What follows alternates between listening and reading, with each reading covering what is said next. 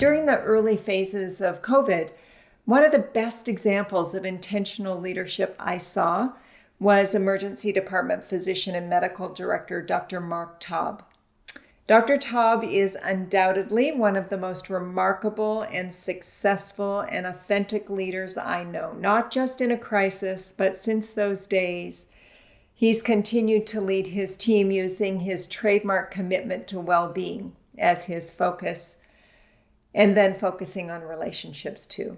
A leader after my own heart. I'm so pleased to introduce you to Dr. Taub today as we talk about how to lead well. Welcome, Dr. Taub.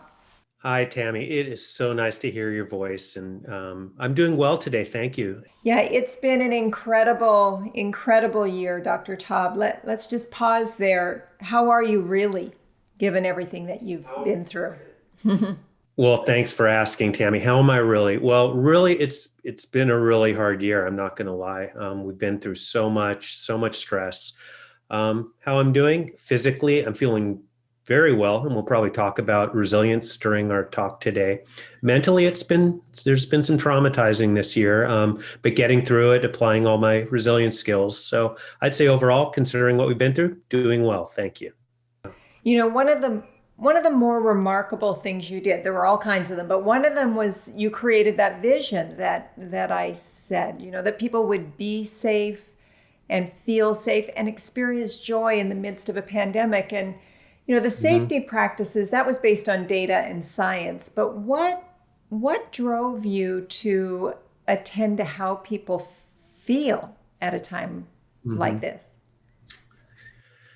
Well, I think it was the culmination of everything I've been working on really for my whole career. I've always felt that to produce a quality service or a quality product, it requires that the people doing the work are well and feeling well, and not only feeling well, but feeling joyful at work. We hear so much about physician burnout right now, and to me, that's the complete opposite of where we should be. We should be feeling joyful. I mean, we're helping people, we're doing good things, we're making a difference. So that's always been what I focused on, and I realized it was important before, but now when we're in a situation where things are so stressful and it's so life or death, that it became even more important that our physicians and the nurses and the staff could not only feel safe at work, but that's not enough. I mean, it's to go beyond that and actually experience joy despite all the suffering and the fear and the challenges we were going through. We sort of got used to this low level or mid level of anxiety and fear, but was there a most anxious moment that you remember as a leader in this past year? Yeah, well, I mean, first of all, there's been so many, almost every day there was moments of anxiety and different things happening and things changing. But I would say the most anxious I felt was at the very beginning. And actually, Tammy, you helped me through a lot of that. So I'm forever grateful to you for that. And you were talking a little bit about that conversation we had at 6 a.m. one day. But I guess for me, the most anxious part was in the very beginning when things were getting really bad in New York. Things were really bad in Italy, I remember, and it wasn't really happening here yet, but we saw it on TV every day, all day long. And I was just getting so worried about our ER getting completely inundated with people on ventilators and all my doctors and nurses sick and just an absolute disaster. And, I was doing pretty good applying all the skills I've learned over the years with meditation and exercise and nutrition and sleep and all that. But at a certain point, I realized it was much more than I'd ever experienced. And I frankly had some doubts about my ability to lead our team through that. And at that point, what I did was I turned to someone really important to me. It's my brother-in-law. He's a Baptist minister back in North Carolina, because I knew everything I had wasn't going to be enough at that point. And I knew I needed to look for strength from a higher source. And, we all have those higher sources, whether it's, God or whatever you believe in, something internally or someone you look to. But I knew I needed that. I needed to really tap into that. So I actually called my brother-in-law. We had a great conversation on the phone, and he listened to what I was talking about. And after that, he actually wrote a prayer for me. It was a prayer of strength to get through COVID, very specific about this. And I took that prayer home and I read it many times during the night, and I'll never forget that morning. It was about 5 that morning you mentioned. And I said, you know what? I'm going to send this to Tammy Brailsford right now. I think she would really appreciate this, and she would relate to it. And so that's when I actually emailed you the prayer, and you called me back at 6 a.m, and you seemed to be very touched. I know you were, by that prayer. And that's when we had our first conversation. And that was the genesis of that idea of feeling safe, being safe, and experiencing joy in medicine. So that was my most anxious moment. And I guess the cool thing is it's hard to look back at these things, and people always say good things come from tough things.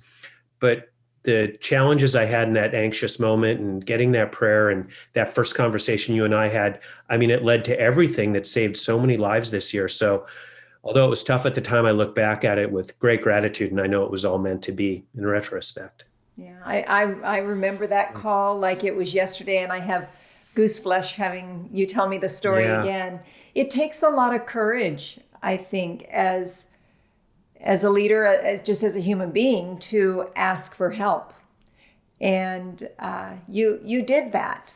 And I think one of your trademarks as a leader is that you're not afraid to ask for help, Dr. Taub. So tell me a little bit about where else you went and who you asked for help, or how you structured your life to get the kind of wisdom you needed during this crisis. Well, first of all, I just wanted to highlight something you just said that seems really counterintuitive, and probably for a lot of other leaders, they would feel that way too. But I guess in the beginning, when I was asking for help, to me, that didn't feel courageous at all at the time. So I guess that's sort of the paradox of leadership, is you need to realize when you need help. So thanks for bringing that up. That's sort of an epiphany for me just right now as we're talking.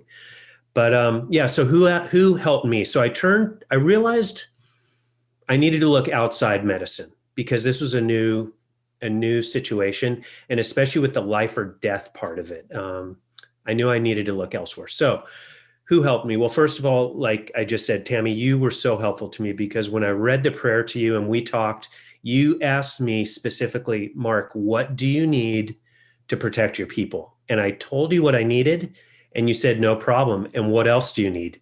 And we kept going further and further. And literally within 24 to 48 hours, everything I asked for, you had in my emergency department. And so that basically, it laid the groundwork. We had the programs in place, and the walls up, and the tarps up, and all the PPE. So that led us to really start looking at people and processes that we could continue being safe. So where did I turn? I think the first person I turned to was a doctor. His name is Josh, and he's actually my assistant director. And I think, I mean, for sure, it was meant to be for him to be there in that moment. So he's a military veteran. His whole life has been working as a doctor in life or death situations. And we talked, and I realized Josh knew exactly how to put our situation together as far as creating the leadership structure, the command structure, being more about standard operating procedures and getting stuff done quickly and safely. And so at that point, I guess maybe this is another act of courage. I said, Josh, you are now in charge. You're my incident commander. And my job, what I want to do is I want to get every obstacle out of your way. And so Josh was so helpful for me. Sticking with the military, the next person who helped me a lot was my other friend, Jason. So he is an ex-Navy SEAL commander. And so if you want to talk with someone who knows what it's like to bring your people into battle and really feel that responsibility for your people, he helped me so much. And I think part of speaking with him, that something I hadn't really as a leader maybe, or as a doctor, really tapped into, or as a team member, was this concept of duty and honor. Like it's dangerous and it's life-threatening, but we're going to go into this thing with a sense of duty and honor, not only for ourselves, but literally for our team members. And so I've always felt partnership and collegiality towards doctors I work with and nurses I work with, but this was a very different level. It was literally, he helped me understand how a Navy SEAL would look at his partner or colleague and making sure they got through the shift safely. So that was amazing for me. Another person that was very helpful for me was a man named Bud, and he's actually one of the top entrepreneurs in the world. And he talked to me about being a warrior and not a worrier. And that clicked so much for me. And I don't think I could have done that had I not spoke with my military people and understood what it meant to be a warrior. But once I got through that initial phase that we talked about, where I was so nervous and so worried, and I had my prayer, and now I spoke with military people, and I knew in my mind now it was time to be a warrior or not a warrior. I think that just helped me so much, because that changes what you're going to do. And you realize you don't have time to be worrying about things. You have to get the job done. And that was something I really tried to inspire in the rest of my doctors, for all of us to consider ourselves warriors at this moment.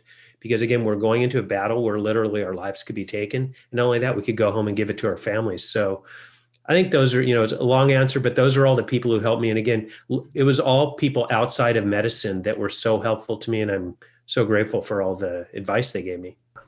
I think you told me that gratitude may be one of the values that you hold most dear. Are there certain words that you use to describe your leadership, Dr. Taub?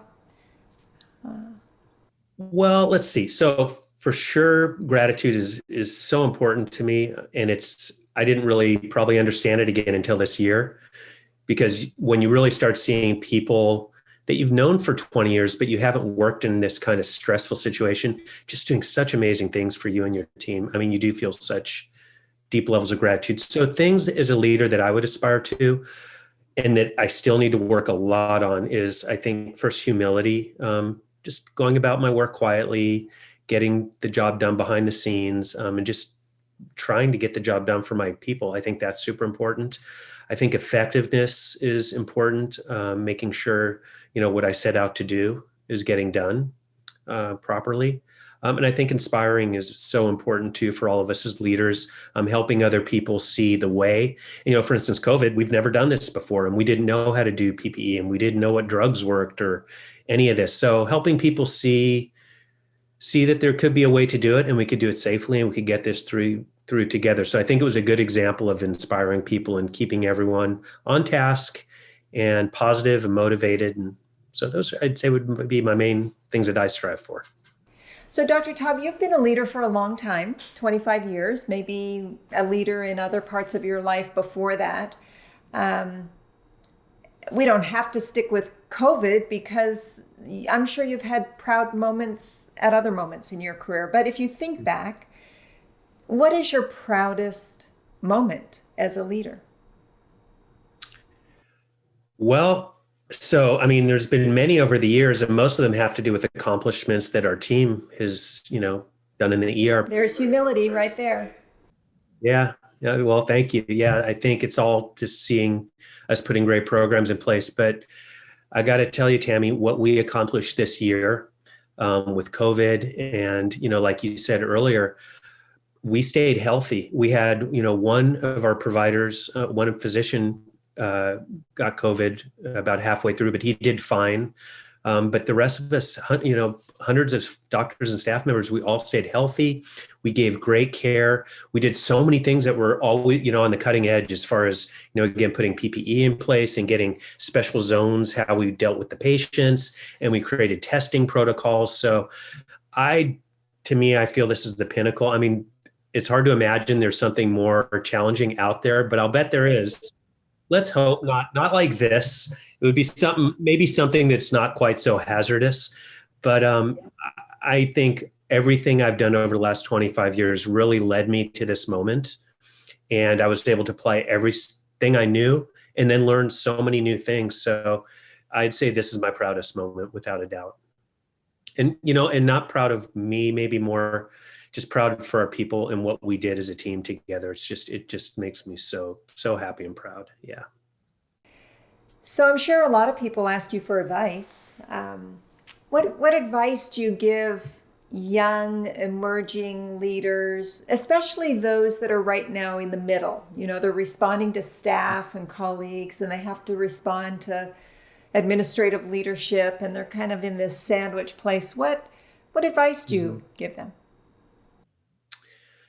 Well, so let's see. I'll give you that advice now. And we keep coming back to this last year, but it's just been such like a crucible for me of learning. And so I would say, what I've learned this year is a few things. So it's the first thing we talked about was realizing no matter how bad things look, you have a lot more inside of you than you might believe. And so having faith and courage in yourself, and, looking to outside experts for help. So believing in yourself, looking for help from outside people. Again, I think being a warrior and not a worrier, we're all going to worry at times, but really being a warrior, knowing your mission and going after that courageously is so important. I think another thing that I sometimes see in maybe newer leaders, and it's taken me a long time to learn, and it's something, I think you use the word intentionality for this. And what that means to me that I've learned is really trying hard in life to really separate the things that are in my control versus the things that are outside of my control, or my team's control and outside of our control, and really focusing in a very intentional way my efforts and energy and thoughts on the things that are in my control. And I find that the more I do that, I'm just so much more effective, and it actually expands my circle of control, I guess. So that, I think, is a huge lesson. And that actually goes back to, the Stoics back in ancient Greece and Rome. They came up with that concept 2,000 years ago. And that has been so helpful for me, because when you start worrying about things out of control, you're just wasting your time. So back to leadership for a minute. What did you learn about yourself as a leader this year? I have more courage and strength than I ever thought possible, even in a literal life or death situation. And that I think I could handle with other people helping me, pretty much anything right now. Will you promise me that you'll reach out for the resources you need if you need them to help you through this season? I promise you I will, and I can tell you I already have. Okay, amen to that, Doctor. Yeah. I know you've had some pretty incredible mentors in your life. Is there one that comes to mind right now? Right out of the chute, I would have to say without a doubt, it's my father, Edward Taub. So he's also a physician. He's been a physician for over 50 years.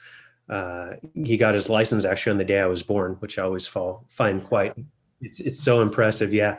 But, he practiced, in the 70s when preventive health was not something we were looking at, when wellness was not something we were looking at, and definitely keeping patients out of hospitals and doctors' offices was not a popular thing to be talking about. So again, he's been talking about that for decades now. And I took to that very early on. And so my whole focus on wellness and joy in medicine has definitely come from my father. And he's taught me so many things as far as provider wellness, and also just how to be compassionate with patients, and also try and be a really, really good doctor, listening and making diagnoses and helping patients and staying on top of all the latest science.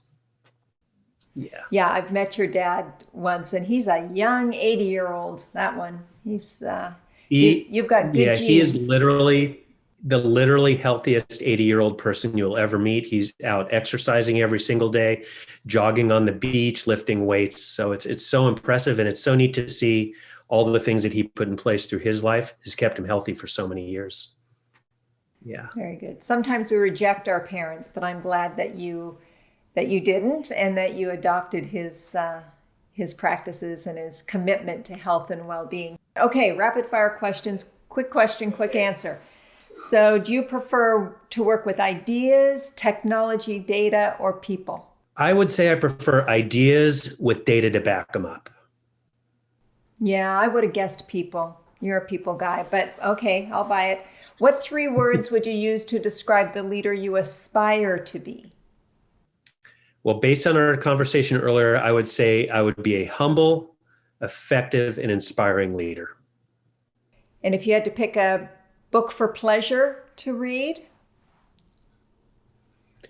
Tammy, I must admit, I don't read for pleasure. I only read for learning right now, which is pleasurable to me, but I don't really read fiction at all. Maybe someday I will. Yeah. And you described your mentor to us. What is the word that you would assign to him? Wise. Mm-hmm. What do you do to attend to your own well-being? My own well-being. So it's going to be a combination of exercise, first and foremost, doing fun things like getting out and surfing and getting out in nature, eating well, sleeping well, and lastly, trying to be a good person in everything I do. What's your favorite food? anything super healthy, like fruits and vegetables and anything straight from the farm. And my wife does a great job cooking like that. What would you like me to know that I haven't asked, Dr. Taub? I would say I would like you to know, Tammy, that I think I said it at the beginning, but I just want to say I'm grateful to you. That's what I want you to know. And if I haven't said that enough to you, I'm grateful to you for how you helped me at the beginning of the hardest year of my life. And I'm grateful to the work you're doing right now in your career, reaching out to other leaders and sharing really great advice and really great wisdom. So that's what I'd want you to know. And I hope you do know that. Dr. Taub, you saved patient lives. Caregiver and physician lives were spared because of your leadership. And I feel this depth of gratitude and incredible respect for what you did and what you continue to do. It can't be articulated in a quick interview, but please know that you've inspired me and you've encouraged me and you've given me that there's great hope out there, that there are leaders that are committed to lead well every single day. Thank you. Thank you so much, Tammy, for taking the time and allowing me to share my voice and our team's voice. Thank you. Have a great afternoon.